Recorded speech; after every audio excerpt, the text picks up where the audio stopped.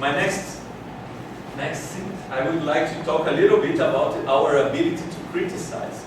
And I will use a very good example that I bumped into the other day when I wanted to write a letter, and on the letter I want to put the sentence.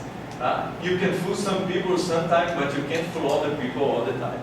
And the first time that I heard this sentence, it was in a Bob Marley song. Get up, stand up for your rights, okay? And in a given moment he said, you can fool some people sometime, but you can't fool all the people all the time.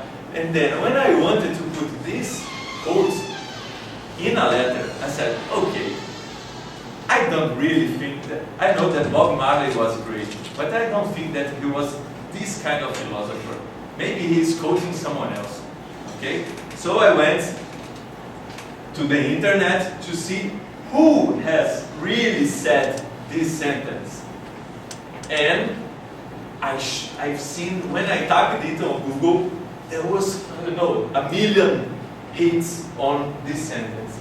And many hits, the first hits and many others, they point out to Abraham Lincoln. So it looks like in a debate in the 19th century with another candidate to the Senate. So they had this public debate, and he said that. True? No. So there are several, because Abraham Lincoln is very special to the Americans, they have entire institutes studying everything that he said. So there are a couple of hits, very few pages, that shows that really it wasn't Abraham Lincoln who said that. It was actually Phineas Baru. Do you know them? Do you know him? Okay, he was a friend of Lincoln, and he had a circus. Okay, so his whole profession was about fooling some people. So because he had a circus, he knew that you cannot fool all the people all the time.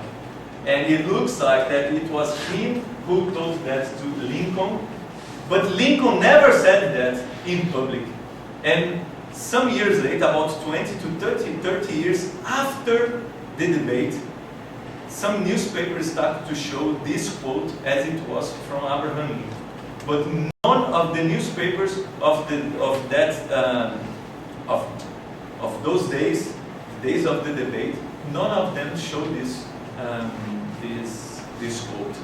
Okay, so this is a simple example to show that you cannot trust Google. Google is not the owner of the truth. Okay, you must use your ability to criticize, to look for the sources. This is very important. Okay? Please never go to a thesis debate and say my source was the internet. Okay, unfortunately we see that a lot.